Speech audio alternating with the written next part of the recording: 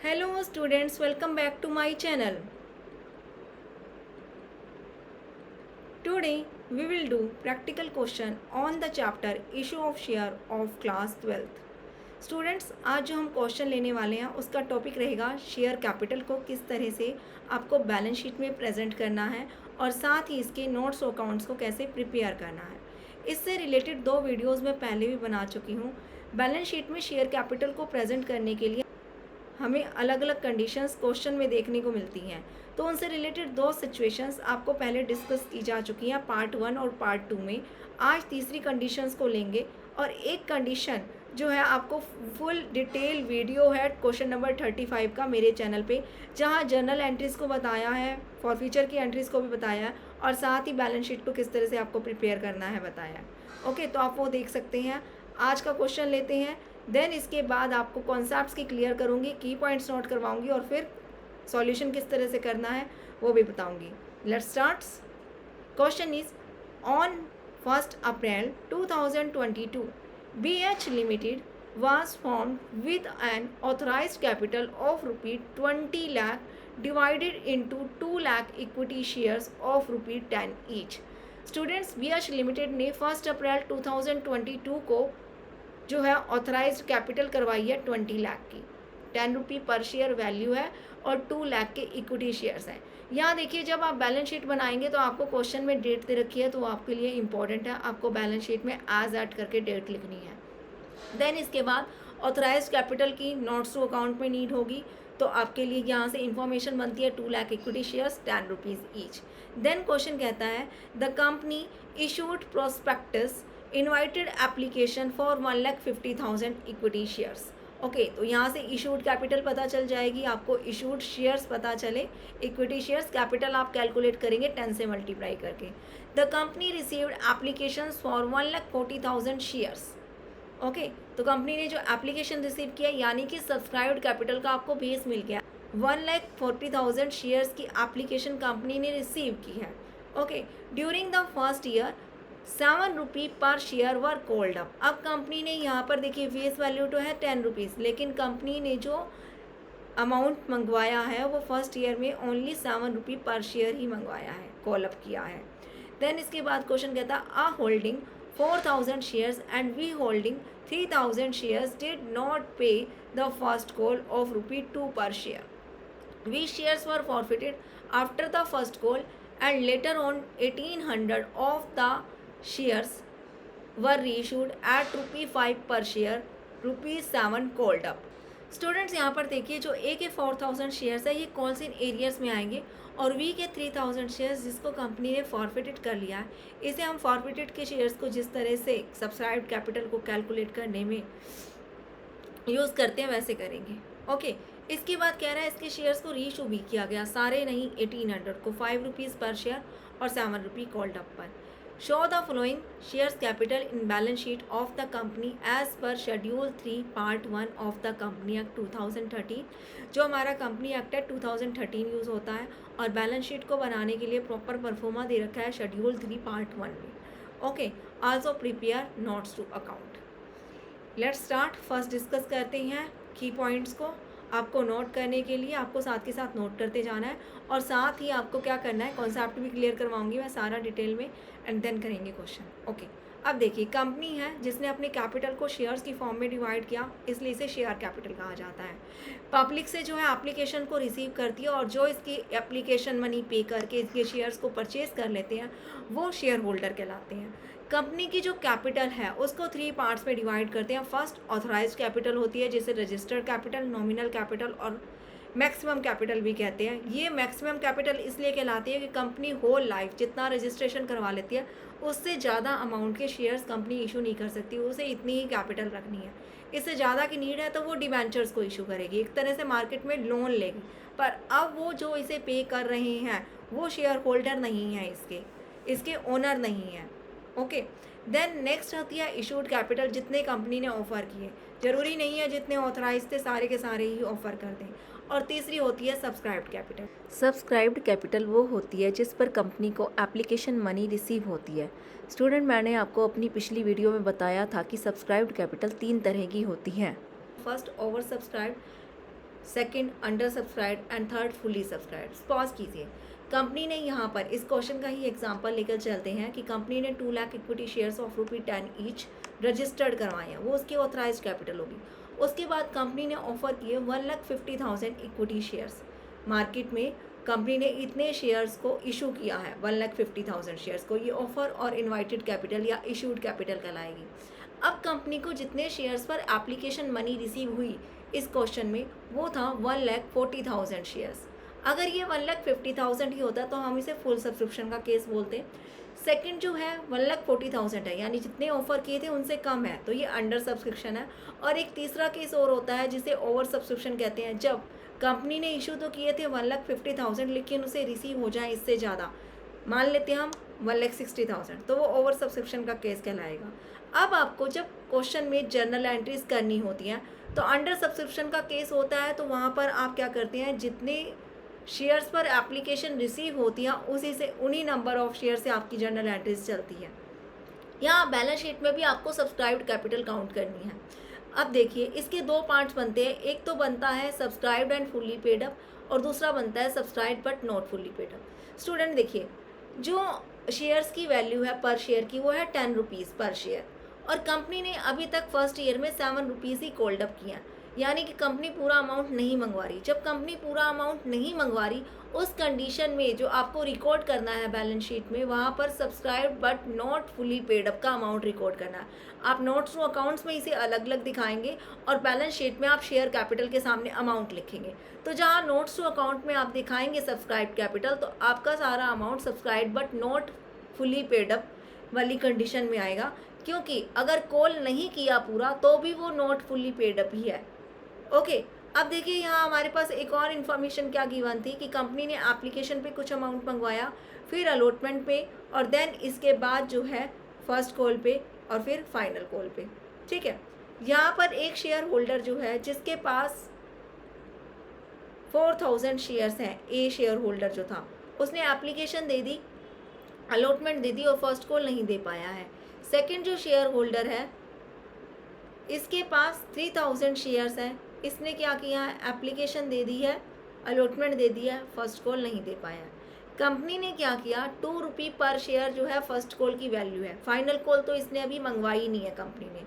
Okay, यहाँ तक इसने जो है टोटल अभी 7 रुपीज़ कॉल्ड अप किए, जिसमें से फर्स्ट कॉल 2 रुपीज़ की थी। जो 4,000 शेयर्स हैं जो कि ए के पास है, इसके शेयर्स को कंपनी ने कुछ नहीं किया, बस इसने नहीं दिया, ओके नहीं दिया, ये इसके कॉल्स इन एरियस हैं।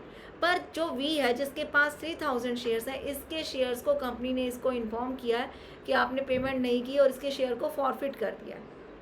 यहाँ पर इसके बाद कंपनी ने इसके शेयर्स को रीइशू भी किया है।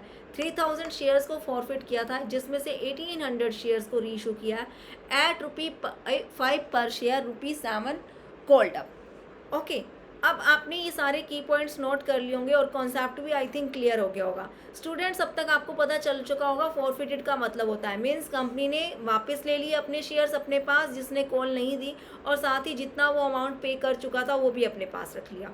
ओके स्टूडेंट्स, अपनी प्रीवियस वीडियो में मैंने आपको बताया था कि नोट्स टू अकाउंट्स बनाने के लिए क्या किया जाता है।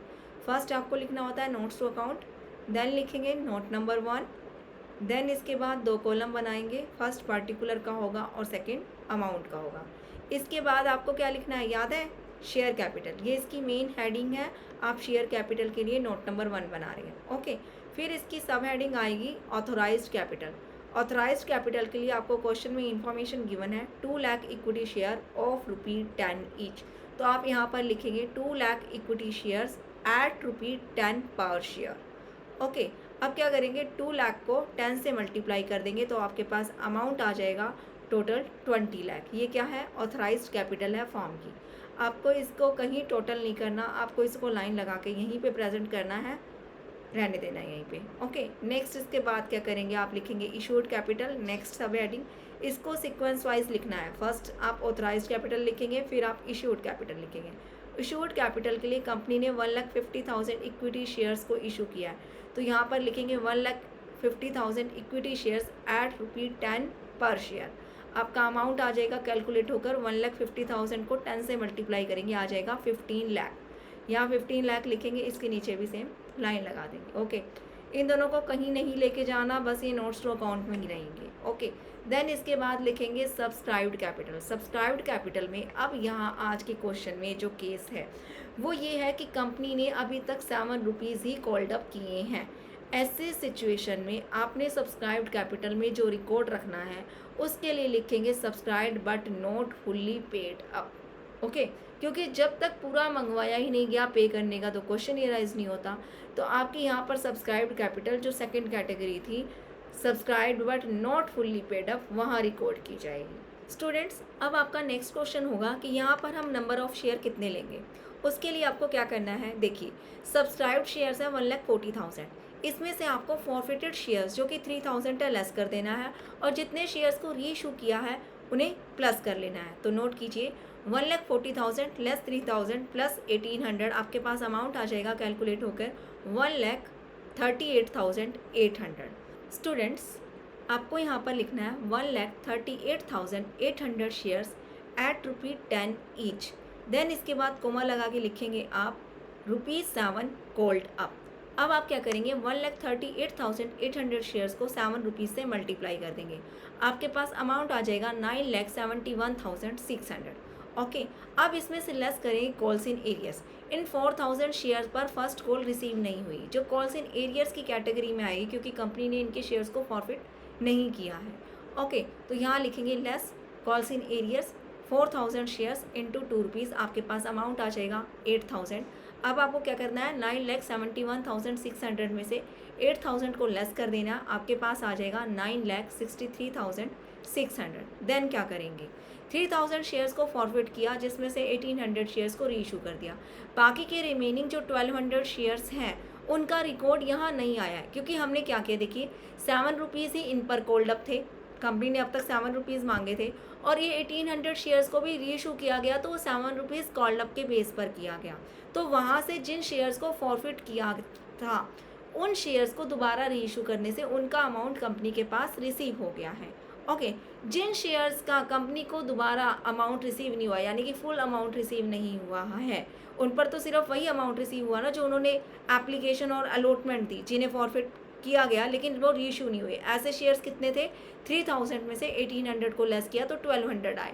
तो उन 1,200 शेयर्स पर आप वो अमाउंट कैलकुलेट करेंगे जितना कंपनी ने अपने पास फॉरफिट करके रखा हुआ है। तो आप करेंगे यहाँ पर ऐड फॉरफिटेड शेयर्स, लिखेंगे 1,200 शेयर्स, और इन पर अमाउंट जो है देखिए टोटल 7 रुपीज़ कॉल्ड अप थे जिसमें से 2 रुपीज़ फर्स्ट कॉल के नहीं दिए, तो आपके पास अमाउंट आ गया 5 रुपये पर शेयर जो कि एप्लीकेशन और अलॉटमेंट को मिला के मिला होगा कंपनी को।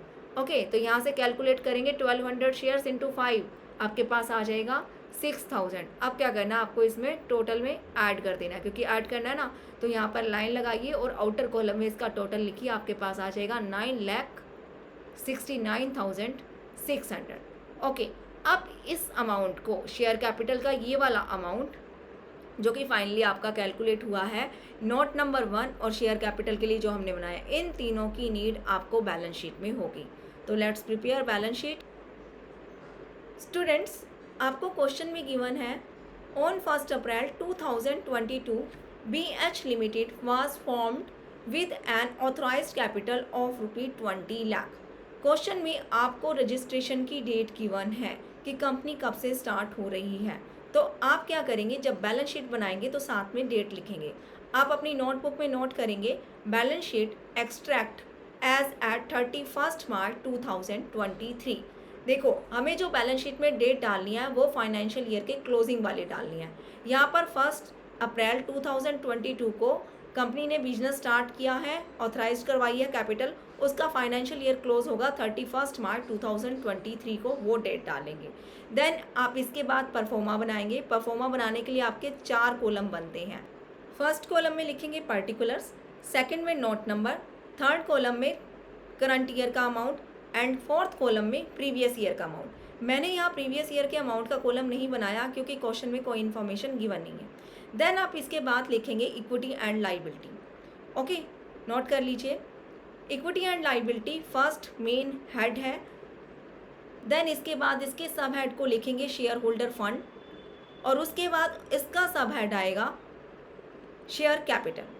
शेयर कैपिटल के सामने आपने नोट नंबर में डालना है नोट नंबर 1, क्योंकि आपने नोट नंबर 1 में शेयर कैपिटल का अमाउंट कैलकुलेट किया है और अमाउंट वाले कॉलम में डाल देना है जो आपने नोट्स टू अकाउंट में शेयर कैपिटल का सब्सक्राइब्ड कैपिटल से अमाउंट कैलकुलेट किया, तो वो आपके पास आया 9,69,600।